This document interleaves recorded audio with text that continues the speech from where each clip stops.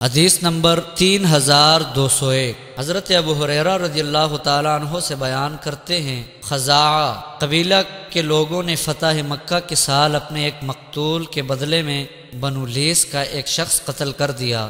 رسول اکرم صلی اللہ علیہ وسلم کو اس بات کی خبر دی گئی تو آپ اپنی سواری پر سوار ہوئے اور خطبہ دیتے ہوئے فرمایا، بے شک اللہ تعالیٰ نے مکہ مکرمہ سے ہاتھی کو روک دیا اور اس پر اپنے رسول صلی اللہ علیہ وسلم اور مومنوں کو غلبہ عطا فرمایا۔ سنو، یہ مکہ مکرمہ مجھ سے پہلے کسی کے لیے حلال نہیں ہوا اور میرے بعد بھی کسی کے لیے حلال نہیں۔ سنو، یہ میرے لیے دن کی ایک گھڑی حلال ہوا۔ سنو، اب مکہ حرام ہے، اس کے کانٹے اور درخت نہ کاٹے جائیں۔ یہاں کی گری پڑی چیز کو وہی اٹھا سکتا ہے جو اس کا اعلان کرے اور مالک تک پہنچائے۔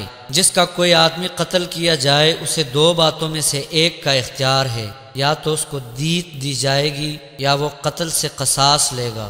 راوی فرماتے ہیں، پھر یمن کا ایک شخص آیا جس کا نام ابو شاہ تھا۔ اس نے عرض کیا، یا رسول اللہ صلی اللہ علیہ وسلم، مجھے لکھ کر دیجئے۔ آپ نے فرمایا، ابو شاہ کے لیے لکھ دو۔ قریش کے ایک شخص نے عرض کیا، ازخر گھاس کو مستثنیٰ کر دے، کیونکہ ہم اسے اپنے گھروں اور اپنی قبروں میں ڈالتے ہیں۔ رسول اکرم صلی اللہ علیہ وسلم نے فرمایا، ہاں، ازخر مستثنیٰ ہے۔